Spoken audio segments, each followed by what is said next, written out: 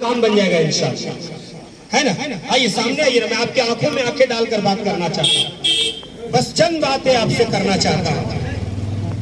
دیکھیں قباحت تو سبھی جانتے ہیں، ایک چیز یہ بات تو طے ہے کہ ایک مسلمان جس کے دل میں ایمان ہے وہ اس چیز کو جانتا ہے کہ برا کیا ہے اور اچھا کیا ہے۔ ہم سبھی جانتے ہیں، ہمارے بچے جو کر رہے ہیں، نشے کا جو بھی طریقہ وہ اختیار کر رہا ہے وہ برا ہے، برا ہے، برا ہے۔ اور قرآن میں اللہ تبارک و تعالیٰ نے اس کو کہا ہے کہ یہ سب شیطانی گندے کام ہیں، اور شیطانی گندے کام سے انسان کا بھلا نہیں ہو سکتا، اس لیے کہ قرآن میں اللہ نے کہا ہے کہ شیطان تمہارا کھلا ہوا دشمن ہے، مطلب تم سے کھل کر کے برائیاں کرواتا ہے، تمہیں پتہ بھی نہیں چلتا۔ سمجھ میں آ گئی؟ میں چند باتیں قباحت کو بیان نہیں کروں گا، جو ہوا ہے ہمارے پلاول میں یہ کسی سے چھپا ہوا ہے کیا؟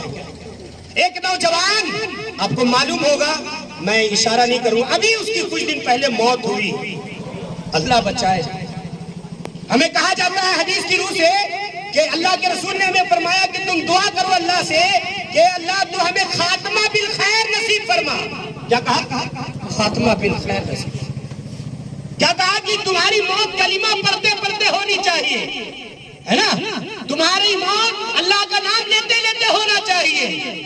پتہ ہے میرے نوجوان نشہ کرتے کرتے مر رہے ہیں، ہوا یا نہیں ہوا؟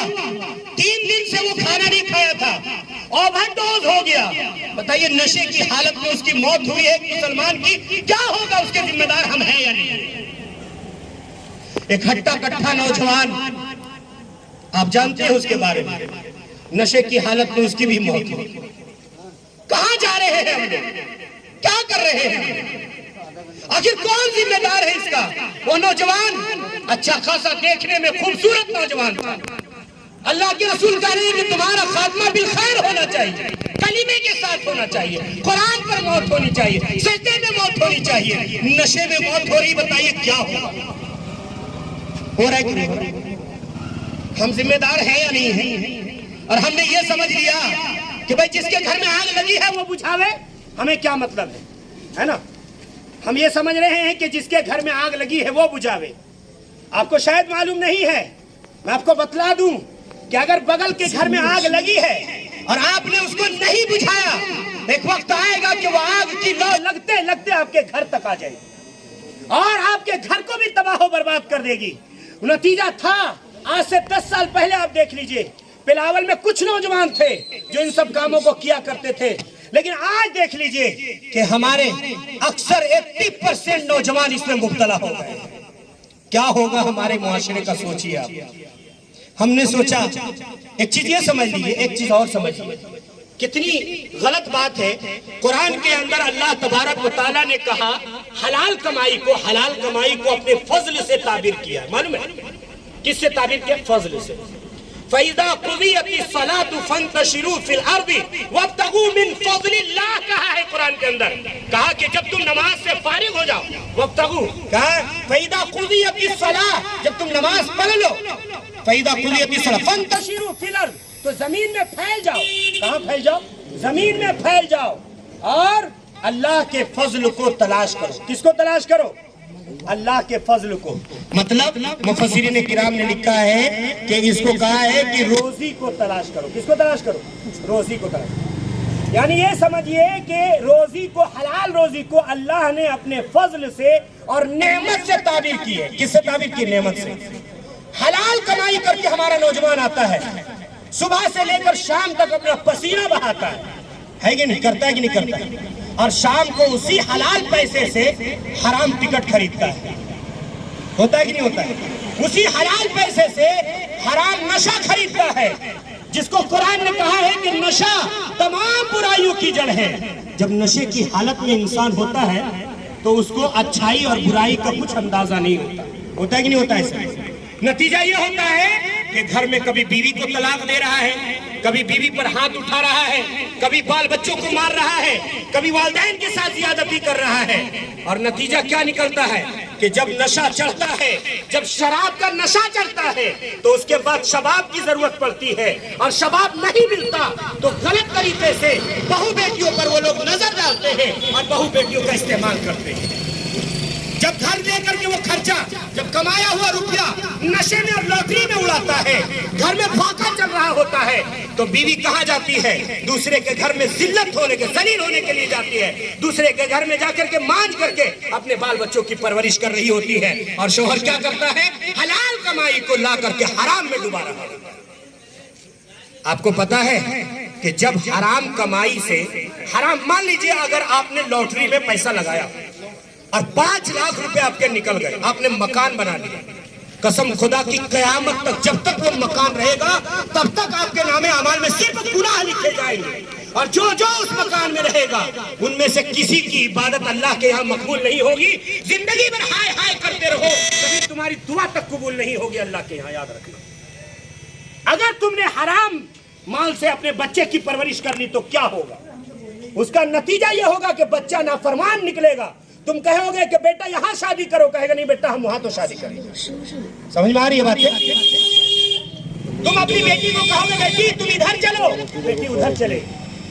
یہ نتیجہ کہاں سے آ رہا ہے کہ ہم اپنے بچوں کی پرورش حرام مال سے کر رہے ہیں۔ سمجھ میں آ رہی ہے باتیں؟ اور نشے کا، اور اس کے بعد کیا ہوتا ہے کہ چھوٹے چھوٹے بچے مزدوری کرتے ہوئے نظر آتے ہیں کیونکہ باپ نشہ میں ڈوبا ہوا ہے۔ ماں جو ہے سو گھر گھر جا کر کے برتن مانج کر کے ان کا پیٹ پال رہی ہے، باشعور بچہ ہوتا ہے۔ وہ حالات دیکھ لیجئے، آئے دن ہمارے یہاں طلاق کے نوبت آ رہے ہیں، اور نشے کی حالت میں طلاق دے کر کے اس کے بعد مفتی صاحب کے پاس جا کے کہیں گے مفتی صاحب ہم نے تو نشے میں طلاق لی۔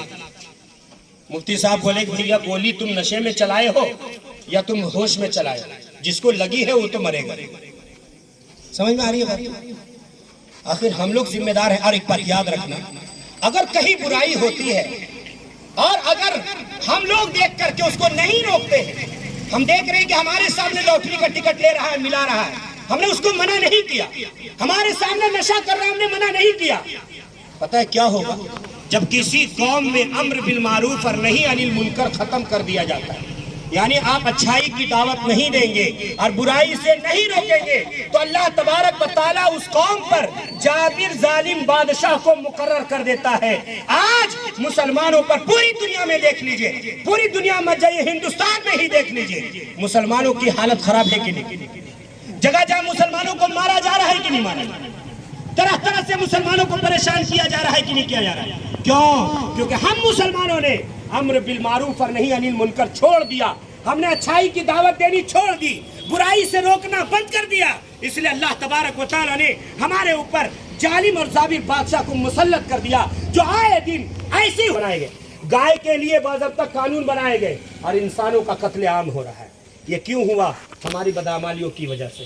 آج ہمارے بچے نشے میں ڈوب رہے ہیں، وہ بچے جن کو اللہ نے پیدا کیا تھا کہ تم قوم کی بھوشیہ ہو، تم مسلمانوں کا فیوچر ہو، تم اسلام کا فیوچر ہو، وہ نوجوان جن کے اندر اللہ نے جذبہ دیا تھا اندر سے کھوکھلے ہو رہے ہیں۔ ہم ذمہ دار ہیں یا نہیں ہیں؟ ہم سب ذمہ دار ہیں۔ ان نوجوانوں کو کون روکے گا؟ ان نوجوانوں کو مرنے سے کون روکے گا جن کی بیمار، جن کی جو ہے موتیں نشے کی حالت میں ہو رہی ہیں؟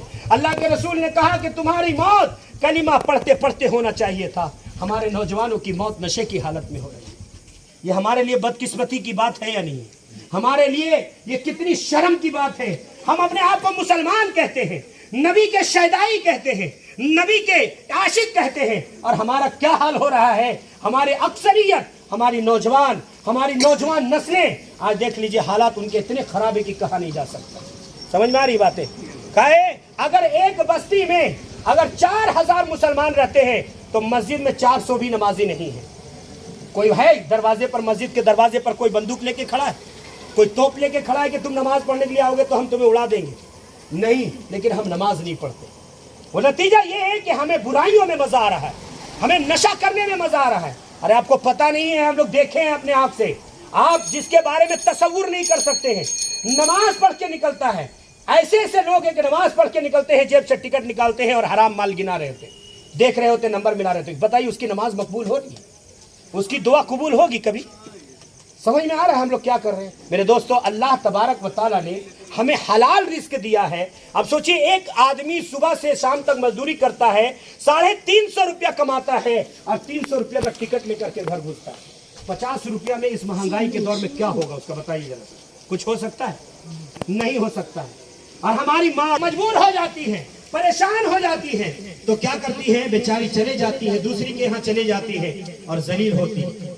दूसरे के घर में जाकर के खरा खोटा सुन करके, दूसरे के घर में जाकर के जलील होकर के झाड़ू पोछा लगा करके बाज़ाब्ता फिर आकर के बाल बच्चों का पालन पोषण करती है। समझ में आ रही है मेरे दोस्तों?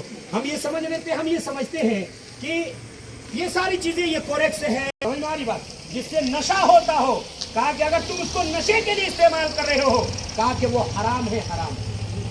हम एक ऐसे इलाके में रहते हैं जहाँ गर्म इलाका है, जो इलाका बहुत गर्म है, और उस इलाके में हम लोग बहुत मेहनत का काम करते हैं। तो हम लोग गेहूं से एक मशरूब तैयार करते हैं। जब हम उसको पीते हैं तो हमारे अंदर एनर्जी आती है। क्या आती है? एनर्जी आती है। और हम उसको पीते हैं तो हमको काम करने की ताकत आ जाती है। अल्लाह के रसूल ने पूछा कि उसमें नशा है? तो वह हुमैरी रज़ी अल्लाह ताला अन्हु ने कहते हैं हाँ। कहा कि उनको कहो कि छोड़ देने के लिए।